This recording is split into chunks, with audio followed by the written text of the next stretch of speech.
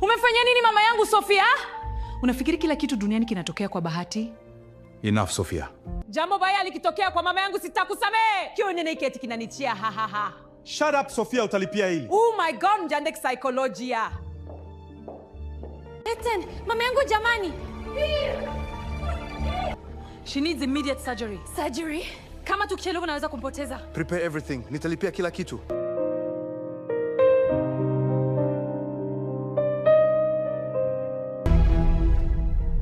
Na Ethan Soon atapoteza kila kitu. Umeme umekaa sawa sasa, lakini kuna jambo moja muhimu. Hii haionekani kama natural complication. Unamaanisha nini? Kuna possibility somebody interfered with her medication. Ni Sofia tu, hakuna mwingine. Hauna uhakika bado, lakini Unataka nisubiri ni tena Ethan? Mama yangu karibu afe. ninaelewa, tutaendelea kupambana. Everything is under control. Usifanye makosa. Na mhitaji Ethan akiwa hai. Hapa target ni Aisha. Hello? Kama unampenda Aisha, muondoe hospitali sasa hivi. kwa sababu nene dakika chache kutakuwa na damu.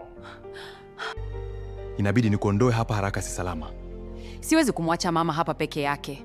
Nitashughulikia ulinzi juu yake, ila wewe lazima utoke hapa, ni hatari. Kuna kila dalili ya uvamizi humu ndani, na inaonyesha waliingia kama watu wa kawaida tu bila kujulikana na security pale getini. Acha nitoe taarifa polisi. Hello, police station. Unaongea na Dr. Edward kutoka Edomari Hospital. Nahisi kuna uvamizi wa chini hapa unahatarisha usalama wa wagonjwa na wauguzi. Naomba msaada wenu. Dokta, naona hapa sio salama. Nimepigiwa simu ya vitisho na ni mwanaume. Nimepiga simu polisi. Baada ya kuhisi salama hakuna, nimecheki CCTV kama nimeona nyemo angalia pia. Haya, ni lazima tuangalie. Sofia, ni Sofia huyu? Yes, ni Sofia, ila hayupo peke yake. Ye ndio aliingia room kwa mama.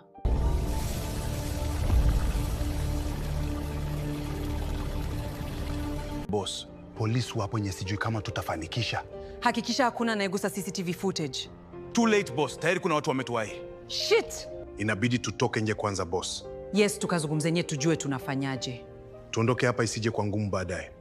Let's go.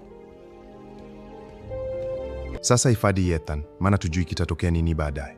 Sawa dokta, na taifa vizuri ila nahitaji kumuondoa mke wangu hapa. Sawa Ethan, nitamwangalia mgonjwa wenu.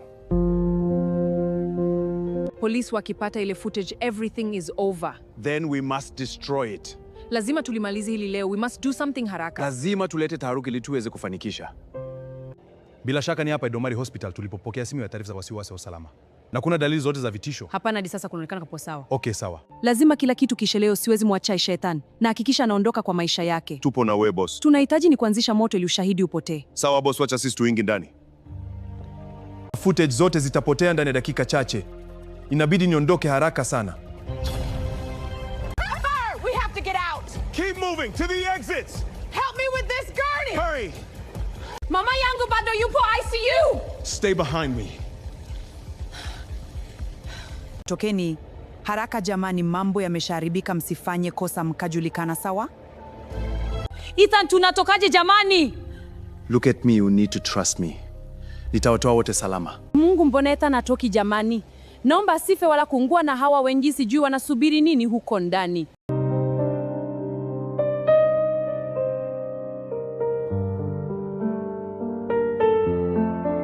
Mmechelewa sana, hii ni hatari.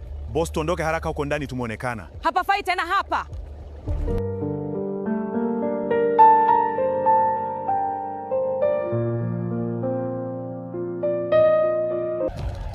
Sofia Grant, tupo chini ya ulinzi.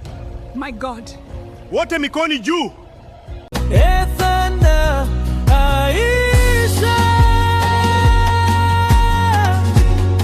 mkataba ukagika hisia, kile walichokita mchezo kikawa kweli ya maisha.